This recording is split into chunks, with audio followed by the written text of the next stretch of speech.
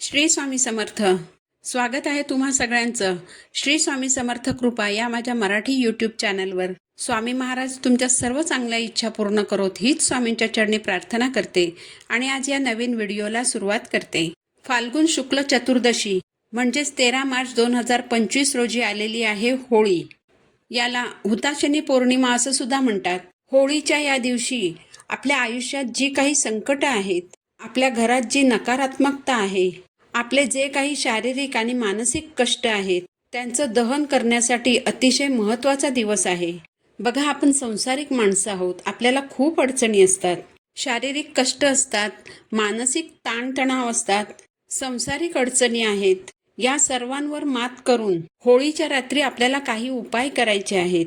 पण हे उपाय करताना मनात एक सकारात्मक भावना ठेवायची आहे, सकारात्मक विचार ठेवायचे आहेत. कारण सकारात्मक विचारांनी जेव्हा आपण कोणतेही उपाय करतो तेव्हा ते उपाय शीघ्र फलदायी ठरतात. होळीचे हे जे काही उपाय आहेत हे अगदी शांततेत करायचे आहेत, म्हणजे त्याचा गाजावाजा करायचा नाही.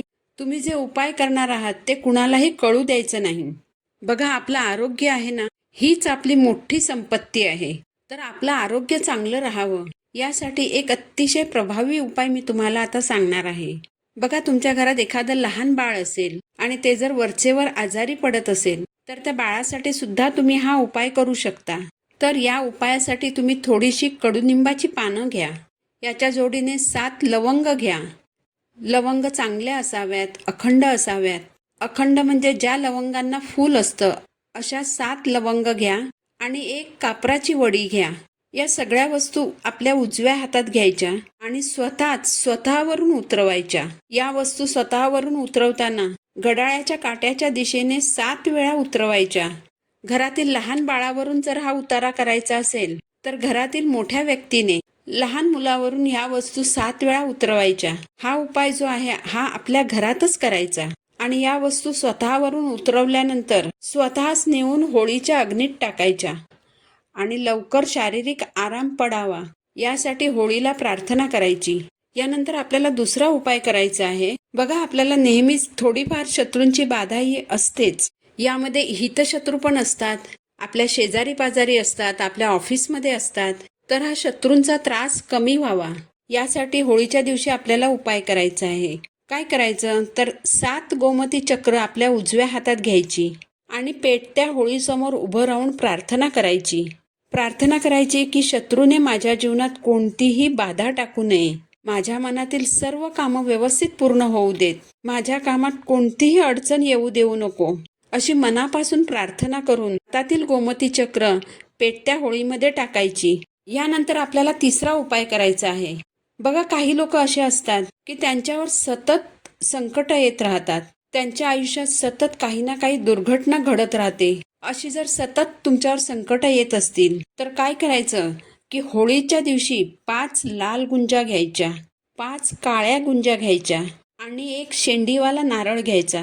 या सर्व वस्तू हातात घेऊन पेटत्या होळीला 11 प्रदक्षिणा घालायच्या. प्रत्येक प्रदक्षिणा घालताना संकटांची मालिका खंडित व्हावी यासाठी प्रार्थना करायची. 11 प्रदक्षिणा घालून झाल्यानंतर हातातलं सर्व साहित्य म्हणजे 5 लाल गुंजा, 5 काळ्या गुंजा आणि एक नारळ हातात घेऊन होळीकडे पाठ करायची आणि या सर्व वस्तू स्वतःच्या डोक्यावरून पेटत्या होळीत टाकून द्यायच्या.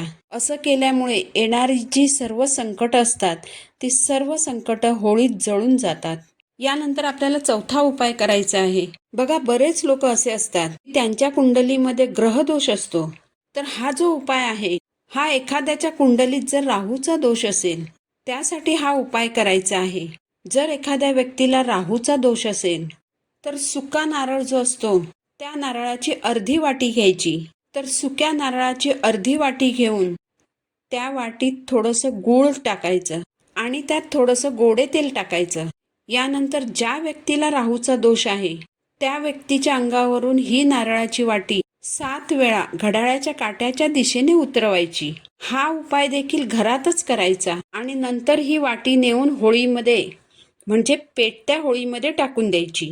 यामुळे राहूचा त्रास दोष निघून जातो आणि सर्व अडलेली कामं होऊ लागतात. यानंतर आपल्याला 5वा उपाय करायचा आहे.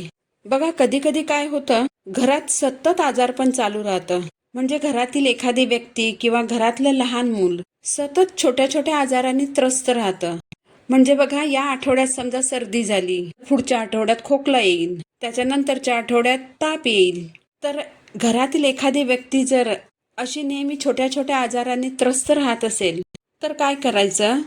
होळीच्या दिवशी सकाळी 2 फुलवाल्या अखंड लवंग घ्यायच्या.